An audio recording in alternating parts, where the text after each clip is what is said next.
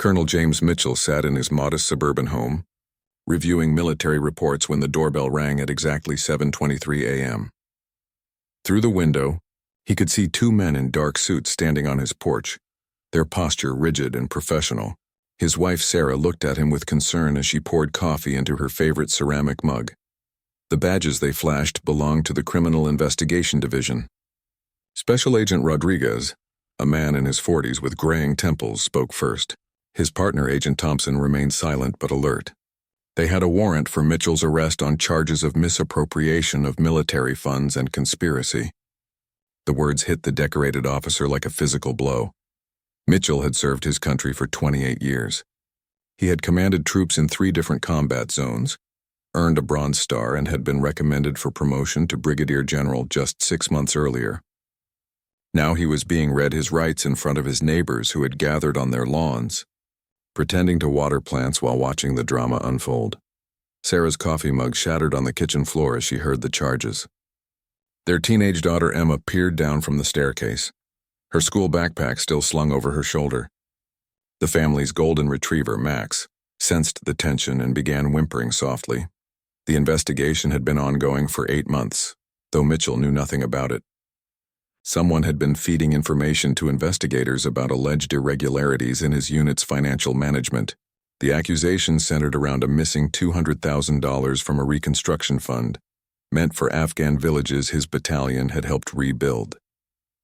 As Agent Rodriguez placed the handcuffs on his wrists, Mitchell's military training kicked in. He remained calm and cooperative, even as his world crumbled around him. The neighbors watched as this man they had known for years, who organized the annual 4th of July block party and helped shovel snow from elderly Mrs. Peterson's driveway, was led away like a common criminal. The drive to the federal detention center took 40 minutes through morning traffic. Mitchell stared out the window at the city he had called home for 8 years, wondering if he would ever see it the same way again. The radio crackled with routine police communications, but to him, each transmission sounded like another nail in his coffin. At the detention center, the processing was methodical and humiliating. Fingerprints, photographs, personal belongings confiscated. The orange jumpsuit felt foreign against his skin after decades of wearing military uniforms with pride. His cellmate was a man named Rodriguez who had been arrested for tax evasion. The irony was not lost on Mitchell. The first night in custody was the longest of his life. The thin mattress, the constant noise from other inmates, the smell of industrial disinfectant mixed with human desperation. He thought about his soldiers who had trusted him, about Sarah's broken expression, about Emma's college fund that would now go toward legal fees. By morning, news of his arrest had spread through military circles. His former commanding officer, General Patricia Hayes, received the call while reviewing personnel files. She had known Mitchell since he was a young lieutenant, had watched him grow into one of the most respected officers in his division. The charges seemed impossible to believe. Mitchell's military attorney, Captain Lisa Chen, arrived at the detention center with a briefcase full of documents and questions. She was young but sharp, having graduated top of her class from the Judge Advocate General's Corps. Her initial review of the case file revealed inconsistencies that troubled her deeply. The evidence against Mitchell appeared substantial on the surface. Bank records showed transfers that seemed to bypass normal military financial protocols. Several witnesses had provided statements suggesting Mitchell had acted alone in redirecting funds. But Chen noticed gaps in the timeline and questioned the credibility of some witnesses. As Mitchell sat across from his attorney in the cramped conference room, he maintained his innocence with quiet dignity. He explained that the reconstruction funds had been managed by a team of officers, not just him. Every transaction had required multiple approvals and signatures. The suggestion that he could have stolen such a large sum without others knowing seemed logically impossible. Chen took detailed notes as Mitchell recounted his version of events. The missing money had indeed disappeared from accounts under his oversight, but he insisted that proper protocols had been followed. Someone else had to be responsible, someone with access to the same systems and authorization codes. The preliminary hearing was scheduled for the following week. Mitchell would face a military judge who would determine whether there was sufficient evidence to proceed with a full court-martial. The charges carried potential penalties of up to 20 years in military prison and complete forfeiture of his pension and benefits. News reporters had begun gathering outside the courthouse, attracted by the story of a decorated officer's fall from grace. The local television station ran a segment featuring interviews with neighbors expressing shock and disbelief. Some defended Mitchell's character, while others wondered what signs they might have missed. Sarah hired a civilian attorney to work alongside the military counsel. David Brennan was a former prosecutor with experience in military cases. His first advice was blunt: prepare for the worst while hoping for the best. The evidence would need to be examined piece by piece, witness by witness. That evening, as Mitchell lay on his narrow bunk staring at the ceiling, he thought about the young soldiers who had served under his command. He had always taught them that integrity was the foundation of military service. Now he faced the possibility that his own integrity would be questioned and ultimately destroyed in a public trial that would define the remainder of his life. Captain Lisa Chen arrived at her office before dawn, surrounded by boxes of evidence that seemed to multiply each day. The Mitchell case had consumed her thoughts for 2 weeks, and the deeper she dug, the more questions arose. Coffee grew cold on her desk as she studied bank records that painted a picture of systematic financial manipulation. The key witness against Mitchell was Sergeant First Class Marcus Webb, a finance specialist who had worked directly with the reconstruction funds. Webb's testimony claimed he had observed Mitchell accessing accounts outside normal procedures and had seen him meeting with suspicious individuals near the base commissary. But Chen noticed Webb's story had changed slightly between his initial statement and subsequent interviews. David Brennan, the civilian attorney, brought a different perspective to the case. His investigative background led him to question the timing of Webb's allegations. Why had Webb waited 7 months after the alleged incidents to report them? Why had he requested a transfer to another unit just days before coming forward with his accusations? The missing $200,000 had been traced through a complex series of electronic transfers. The money had moved through 3 different banks before disappearing into an offshore account in the Cayman Islands. The sophistication of the money laundering operation suggested professional criminal involvement, not the work of a single military officer acting alone. Mitchell's wife, Sarah, had become an unlikely detective in her own right. She spent hours reviewing their family's financial records, looking for any evidence that unexplained money had entered their household. Their modest lifestyle and regular financial struggles made the prosecution's theory seem absurd. If Mitchell had stolen such a large sum, where had the money gone? General Hayes received a confidential briefing from the Pentagon's Inspector General. The Mitchell case was part of a larger investigation into corruption within military reconstruction programs. Several other officers at different bases were under scrutiny for similar financial irregularities. The scope of the potential scandal could damage the military's reputation and affect future funding for overseas operations. At Agent Rodriguez from the Criminal Investigation Division was feeling pressure from his superiors to build an airtight case. The evidence against Mitchell looked compelling, but experienced investigators knew that appearances could be deceiving. He began re-interviewing witnesses, looking for inconsistencies or new information that might strengthen or weaken the prosecution's position. In his cell, Mitchell received an unexpected visitor. Colonel Robert Stone, an old friend from his days at West Point, had driven 6 hours to see him. Stone brought disturbing news from their former unit in Afghanistan. 3 other officers who had worked with reconstruction funds were now under investigation. The pattern suggested a coordinated effort to expose military personnel to criminal charges. Chen's investigation uncovered a troubling connection. Marcus Webb, the key witness, had significant gambling debts and had been facing financial pressure from loan sharks.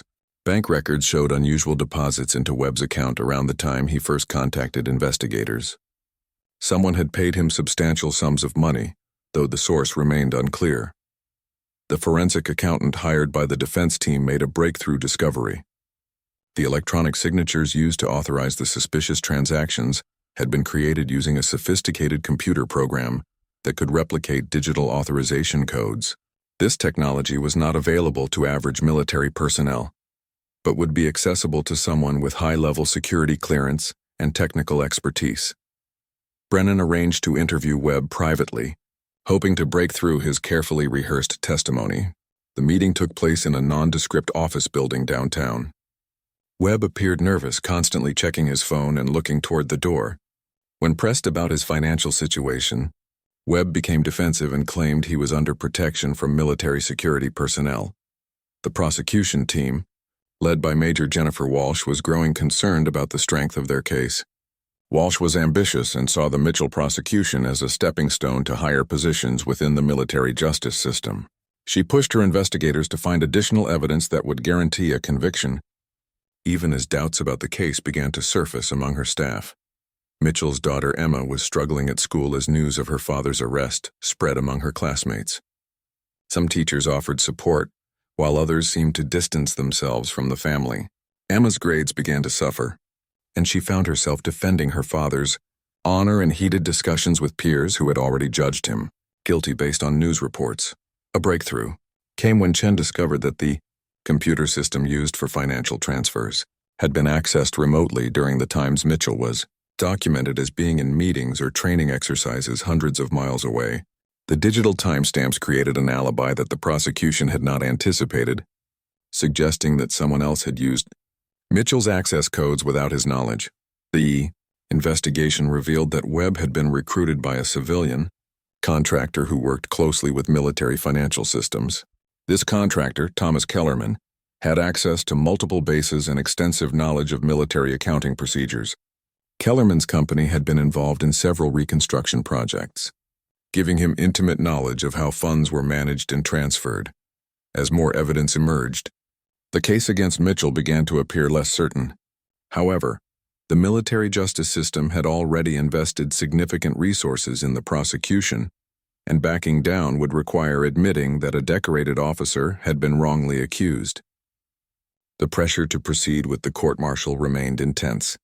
Despite growing doubts about Mitchell's guilt, Sarah received threatening phone calls at home, warning her to convince her husband to accept a plea bargain rather than fighting the charges. The caller's voice was disguised, but the message was clear. Powerful people wanted Mitchell to take responsibility for the missing funds and stop asking questions about how the money had really disappeared. Chen and Brennan realized they were not just defending against criminal charges, but uncovering a conspiracy that reached far beyond one military base. The reconstruction fund theft was part of a larger network of corruption involving civilian contractors, military personnel, and possibly organized crime figures who had been systematically stealing from programs meant to help war-torn communities rebuild their lives. The military courtroom at Fort Braxton buzzed with tension as reporters, military personnel, and Mitchell's family gathered for the most significant court-martial in recent memory. Colonel Mitchell entered wearing his dress blue uniform, his ribbons and decorations telling the story of nearly 3 decades of honorable service. The contrast between his distinguished appearance and the serious criminal charges created a surreal atmosphere. Judge Colonel Margaret Harrison presided over the proceedings with stern efficiency. Her reputation for fairness was matched only by her intolerance for courtroom theatrics. She had overseen dozens of military trials but recognized that this case carried implications far beyond the guilt or innocence of one officer. The integrity of the entire military justice system was under scrutiny. Major Jennifer Walsh opened the prosecution's case with confidence. Describing Mitchell as a respected officer who had betrayed his oath and stolen money meant for Afghan villagers struggling to rebuild their lives after decades of war. She promised to present evidence showing how Mitchell had systematically diverted funds for personal gain while exploiting his position of trust and authority. The prosecution's first witness was Marcus Webb, the finance specialist whose testimony formed the foundation of their case. Webb took the stand wearing his dress uniform, his hands slightly trembling as he swore to tell the truth. He described observing Mitchell accessing financial systems outside normal hours and meeting with suspicious individuals who had no apparent business on the military base. Captain Chen's cross-examination of Webb was methodical and devastating. She presented bank records showing Webb's gambling debts and the mysterious deposits that had appeared in his account around the time he first contacted investigators. Webb's explanation that the money came from poker winnings seemed increasingly implausible under detailed questioning about specific games and opponents. The second day of testimony focused on the technical evidence. A prosecution expert explained how the missing funds had been transferred through multiple accounts using sophisticated money laundering techniques. However, Chen's computer forensics expert testified that the digital signatures used for the transfers had been created using advanced software that required specialized knowledge and equipment not available to ordinary military personnel. Mitchell's wife, Sarah, testified about their family's modest financial situation, presenting evidence of their ongoing struggles to pay for their daughter's college expenses and her husband's student loans from his master's degree program.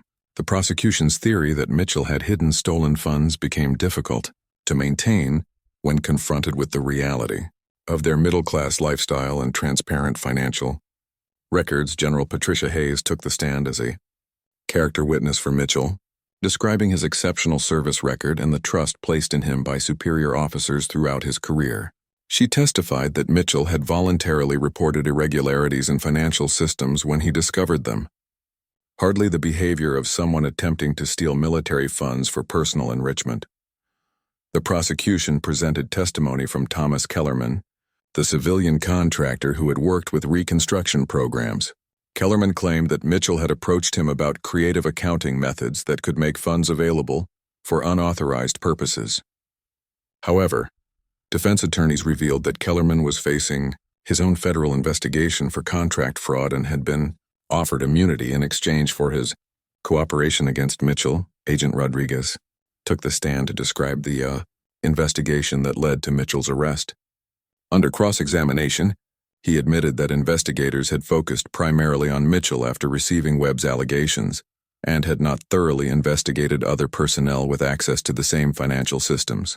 The narrow scope of the investigation began to appear deliberately limited. Chen presented evidence that the computer system used for fund transfers had been compromised by outside hackers who had gained access to authorization codes belonging to several officers, including Mitchell. The cybersecurity expert testified that the breach had gone undetected for months, allowing unauthorized users to conduct transactions while appearing to use legitimate military credentials. The courtroom atmosphere grew tense when Brennan called Colonel Robert Stone to testify about similar financial irregularities at other military bases. Stone described a pattern of missing funds and falsified records that suggested a coordinated effort involving multiple installations. His testimony implied that Mitchell was potentially a scapegoat for a much larger criminal conspiracy. Major Walsh objected repeatedly to the defense's attempts to introduce evidence about the broader investigation, arguing that such information was not relevant to the specific charges against Mitchell. Judge Harrison allowed some testimony while restricting other evidence, creating a complex legal battle over what information the military jury would be permitted to consider. Mitchell himself took the stand on the fourth day of testimony, speaking with quiet dignity about his military career and his role in managing reconstruction funds. He described the meticulous procedures required for all financial transactions and his shock upon learning that money had disappeared from accounts under his supervision. His testimony was compelling but could not definitively prove his innocence. The prosecution's closing argument portrayed Mitchell as a trusted officer who had succumbed to greed and betrayed everything he had sworn to protect. Major Walsh emphasized the missing money and the testimony of witnesses who claimed to have observed suspicious behavior. She argued that Mitchell's distinguished service record made his alleged crimes even more serious because of the trust placed in him. Chen's closing argument challenged every aspect of the prosecution's case, highlighting the inconsistencies in witness testimony, the evidence of computer system vulnerabilities, and the financial pressure that had been applied to key witnesses. She argued that Mitchell was being prosecuted for crimes committed by others who had used his identity and access codes without his knowledge or consent. The military jury, composed of 5 officers and 3 enlisted personnel, deliberated for 2 days before requesting additional testimony about the computer forensics evidence. Their questions suggested they were struggling with the technical aspects of the case and the possibility that someone other than Mitchell could have conducted the unauthorized transactions. As the jury continued their deliberations, Mitchell sat with his family in the courthouse hallway, uncertain about his future. The weight of nearly 30 years of military service hung in the balance. Along with his freedom, his family's financial security, and his reputation as an honorable soldier who had dedicated his life to serving his country, the case had attracted national attention, with military justice experts debating whether the prosecution had met its burden of proof beyond reasonable doubt. Some observers believed the evidence against Mitchell was circumstantial and insufficient, while others argued that his position of authority made him ultimately responsible for the missing funds, regardless of who had actually taken them. The courtroom fell silent as an unexpected figure entered during the third day of jury deliberations. General William Montgomery, a four-star general with decades of distinguished service, walked through the heavy oak doors with measured steps. His presence commanded immediate attention from everyone present, including Judge Harrison, who had never seen such high-ranking military leadership appear unannounced in her courtroom. Montgomery's aide whispered urgently to the court clerk, requesting an immediate private conference with the judge. The general's weathered face bore the expression of someone carrying grave news. His chest displayed ribbons representing service in 4 different conflicts, and his reputation for absolute integrity was known throughout the military establishment. Judge Harrison called for a recess and met with General Montgomery in her chambers. The conversation lasted 45 minutes, during which time speculation ran rampant among the assembled observers. Mitchell's defense team exchanged worried glances, uncertain whether this development would help or harm their case. Major Walsh appeared equally concerned, having received no advance notice of the general's arrival. When court resumed, General Montgomery took the witness stand with solemn dignity. His testimony began with a classified briefing he had received from the Pentagon's Intelligence Division just 3 days earlier. The briefing revealed that Thomas Kellerman, the civilian contractor who had testified against Mitchell, was actually an undercover operative working for a foreign intelligence service. The revelation sent shockwaves through the courtroom. Montgomery explained that Kellerman had been systematically infiltrating military financial systems across multiple bases, stealing reconstruction funds while identifying and compromising American military personnel. The operation had been ongoing for nearly 2 years before intelligence agencies discovered the foreign connection. Montgomery's testimony revealed that Mitchell had unknowingly stumbled upon evidence of Kellerman's activities when he noticed irregularities in fund transfers. Rather than being a perpetrator, Mitchell had been specifically targeted because his investigation threatened to expose the entire espionage operation. The missing $200,000 was just a small portion of the millions that had been stolen from various military programs. The general presented classified documents showing that Webb, the key prosecution witness, had been recruited by Kellerman and was being paid to provide false testimony against Mitchell. Webb's gambling debts had made him vulnerable to foreign manipulation, and he had been promised continued payments and protection in exchange for his cooperation in framing an innocent. Officer Major Walsh requested an immediate recess to consult with her superiors about the unexpected intelligence revelations. The prosecution team huddled in urgent conference calls with Pentagon officials who confirmed the accuracy of Montgomery's testimony. The carefully constructed case against Mitchell was collapsing as evidence emerged that he was the victim of a sophisticated counterintelligence operation. Montgomery's testimony continued with details about similar operations at other military installations.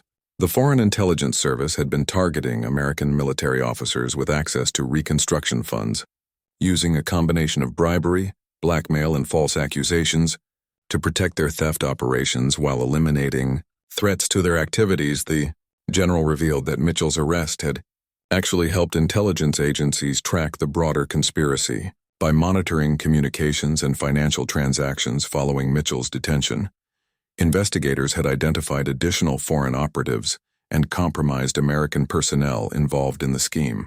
Mitchell's prosecution had inadvertently become part of a larger counterintelligence operation.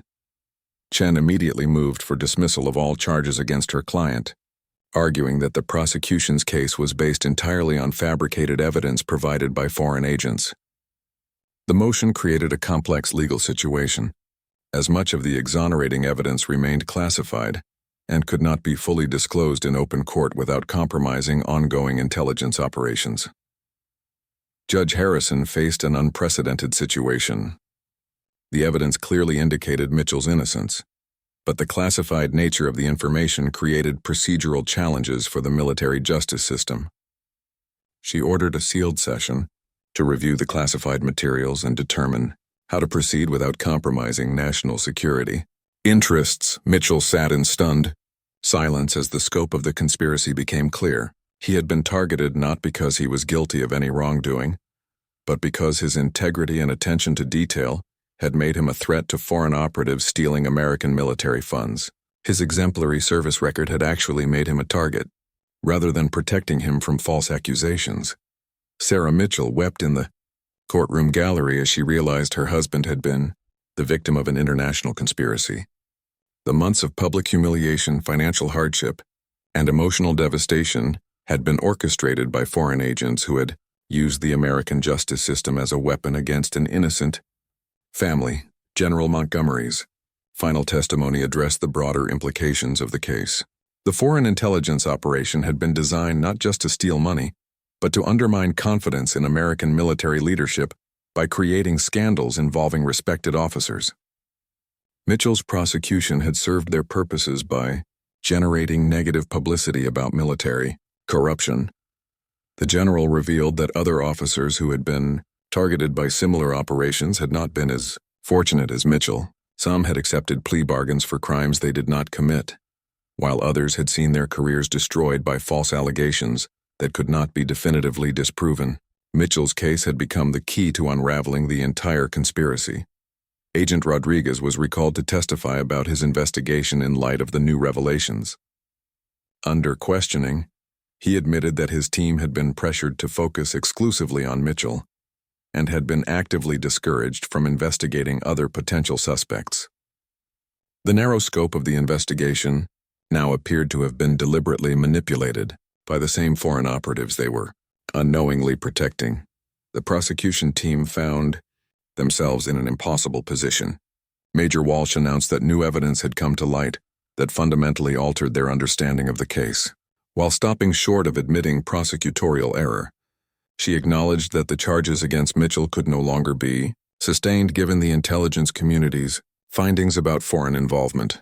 The courtroom buzzed with activity as reporters struggled to understand the implications of the classified testimony they were hearing.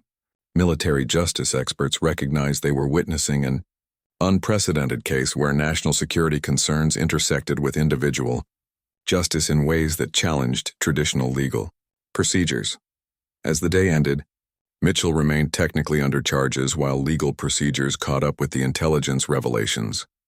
However, everyone present understood that his vindication was inevitable. The question now was how quickly the military justice system could correct course and acknowledge that one of their most respected officers had been the victim of foreign manipulation rather than the perpetrator of military crimes. The sealed courtroom session lasted 3 hours as Judge Harrison reviewed classified intelligence documents that painted a disturbing picture of foreign infiltration into American military operations. The evidence was overwhelming and undeniable. Mitchell had been systematically framed by a sophisticated espionage network that had penetrated multiple levels of military and civilian contracting systems. FBI counterintelligence agents arrested Thomas Kellerman at his hotel that evening, ending his years-long operation against American military financial systems. His laptop contained detailed files on dozens of military personnel, including comprehensive psychological profiles and financial vulnerability assessments. Mitchell's file identified him as a high-priority target due to his analytical skills and incorruptible reputation. Marcus Webb was taken into protective custody after admitting his role in the conspiracy during an emergency interrogation session. His full confession revealed the extent of the foreign operation, including payments totaling over $50,000 for his false testimony against Mitchell. Webb's cooperation led to the identification of additional compromised military personnel at 7 different installations. General Montgomery briefed Pentagon leadership on the scope of the intelligence failure that had allowed foreign operatives to manipulate the American military justice system. The briefing revealed that similar operations were suspected at installations throughout Europe and Asia, representing one of the most successful foreign intelligence penetrations of American military infrastructure in decades. The morning headlines across the country declared Mitchell's innocence as details of the foreign conspiracy began to emerge through official military statements. The story captured national attention, with military analysts discussing the implications of foreign agents successfully using American courts to target loyal military officers. Public opinion swung dramatically in Mitchell's favor. Judge Harrison announced the immediate dismissal of all charges against Mitchell, acknowledging that the prosecution had been based entirely on fabricated evidence provided by foreign agents. Her statement to the court emphasized that Mitchell had not merely been found innocent, but had actually been the victim of an elaborate international conspiracy designed to destroy his career and reputation.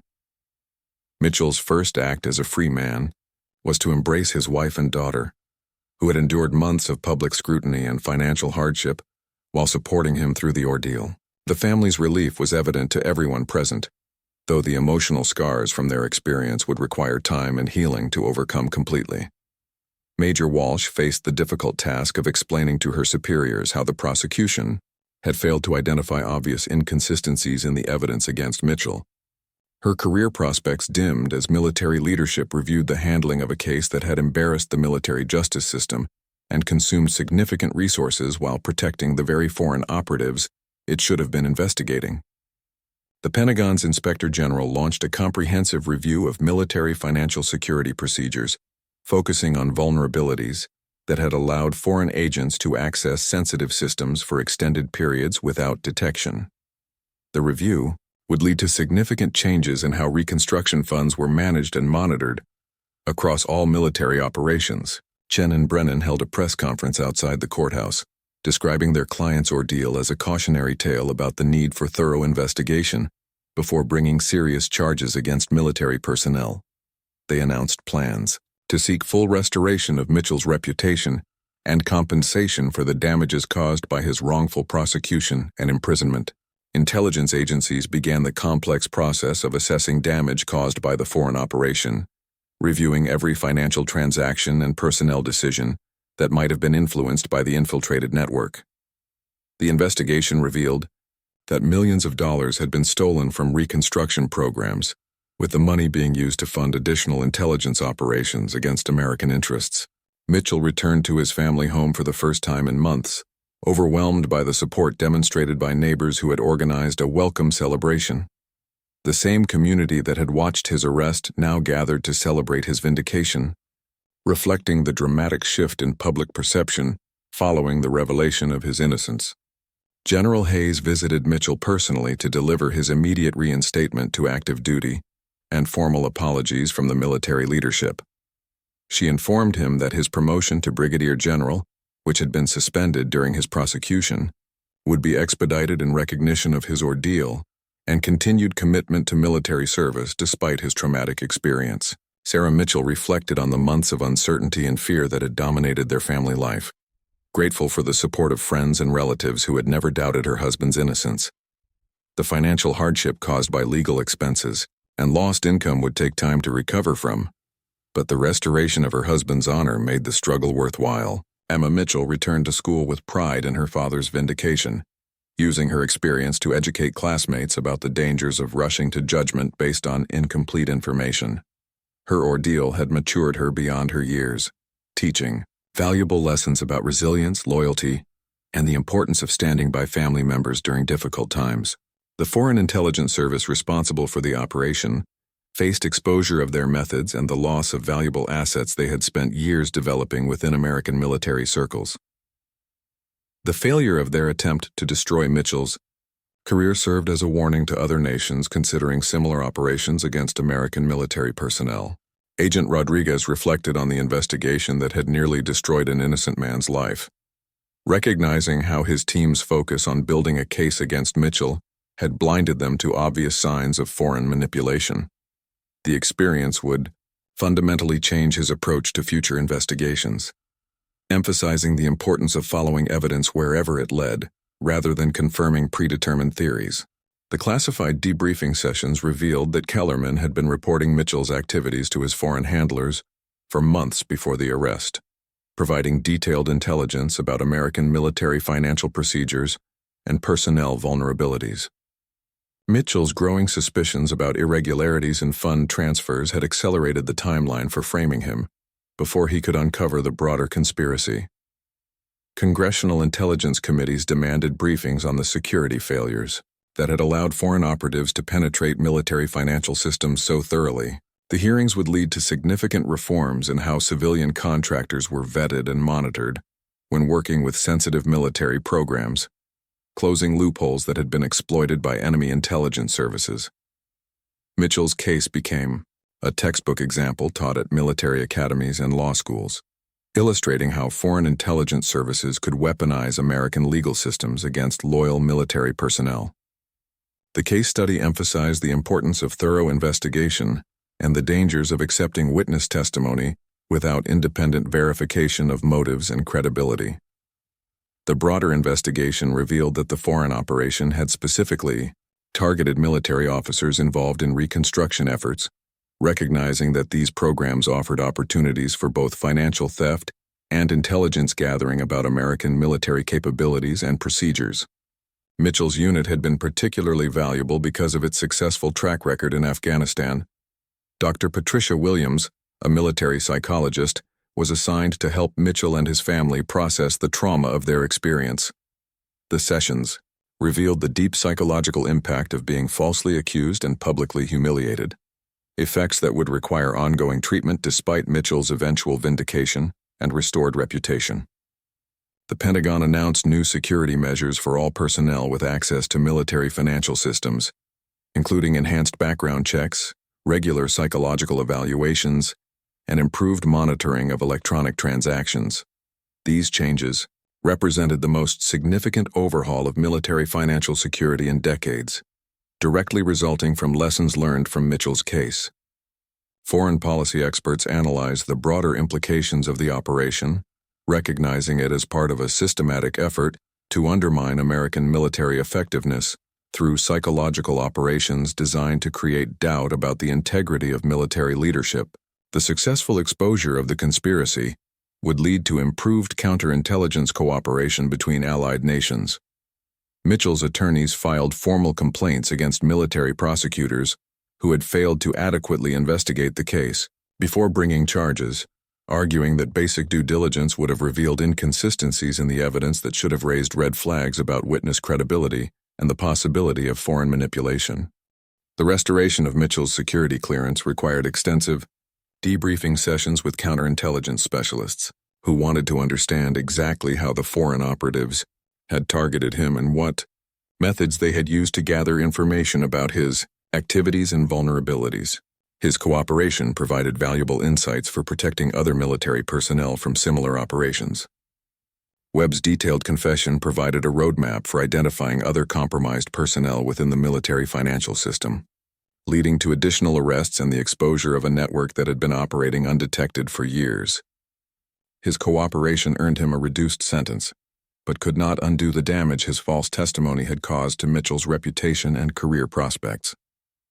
The intelligence community's post-operation analysis revealed sophisticated techniques used by foreign agents to identify and recruit vulnerable American military personnel, including detailed psychological profiling and financial pressure campaigns designed to create desperation that could be exploited for intelligence purposes. These insights led to improved training for military personnel on recognizing and resisting foreign recruitment attempts. 6 months after his vindication, Brigadier General James Mitchell stood before a formation of newly commissioned officers at West Point, delivering the graduation address about integrity, resilience, and the importance of maintaining faith in justice even when the system seems to have failed. His presence on the podium represented a remarkable transformation from accused criminal to respected military leader whose experience had made him stronger and more valuable to his country. The promotion ceremony had been attended by General Montgomery and other senior leadership who wanted to demonstrate the military's commitment to supporting officers who had been wrongly accused. Mitchell's new rank came with increased responsibilities, including oversight of military financial security reforms that had been implemented as a direct result of his ordeal and the lessons learned from the foreign intelligence operation. Sarah Mitchell had returned to her nursing career with renewed purpose, using her experience to support other military families facing legal challenges. She had become an advocate for improved support systems for families of accused service members, working with military family support organizations to ensure that others would not face the isolation and financial hardship that had nearly destroyed her own family. Emma Mitchell excelled in her freshman year at college, having chosen to study international relations with a focus on counterintelligence operations. Her father's experience had sparked an interest in protecting American interests against foreign manipulation, and she was considering a career in military intelligence or diplomatic security services.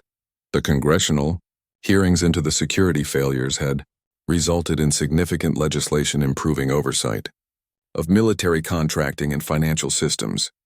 The new laws required enhanced background checks for civilian contractors working with sensitive military programs and established independent oversight committees to monitor financial transactions and investigate irregularities before they could be exploited by foreign operatives. Thomas Kellerman was sentenced to life in prison without parole after pleading guilty to espionage charges and conspiracy to defraud the United States government.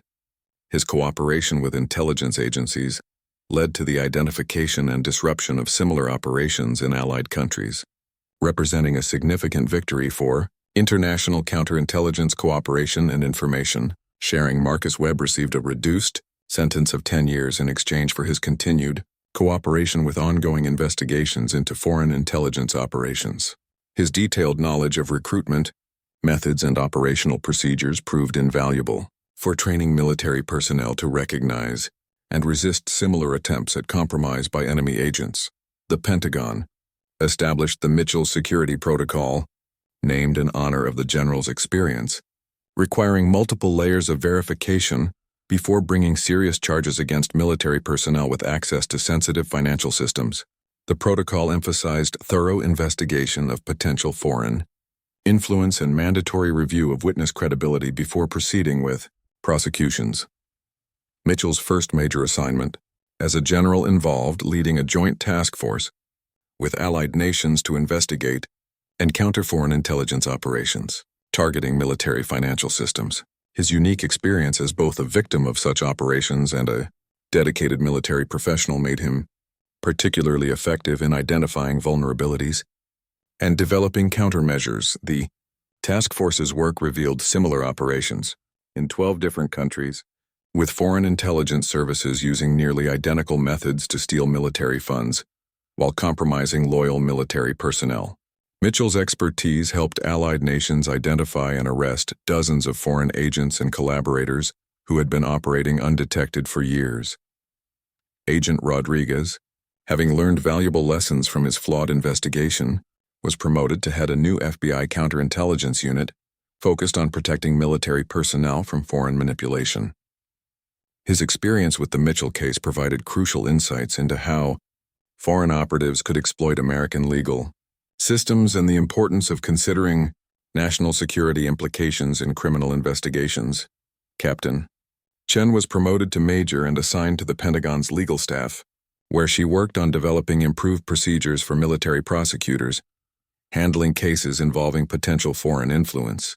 Her successful defense of Mitchell had established her reputation as one of the military's most capable defense attorneys and legal scholars. David Brennan expanded his practice to specialize in defending military personnel against charges that might involve foreign manipulation or intelligence operations. His experience with Mitchell's case had revealed the sophisticated methods used by enemy agents to frame American service members, and he became a recognized expert in identifying and countering such operations. General Hayes retired from active duty and wrote a book about leadership and integrity in the military, using Mitchell's case as an example of how the system could both fail and ultimately correct itself when dedicated people refused to accept injustice.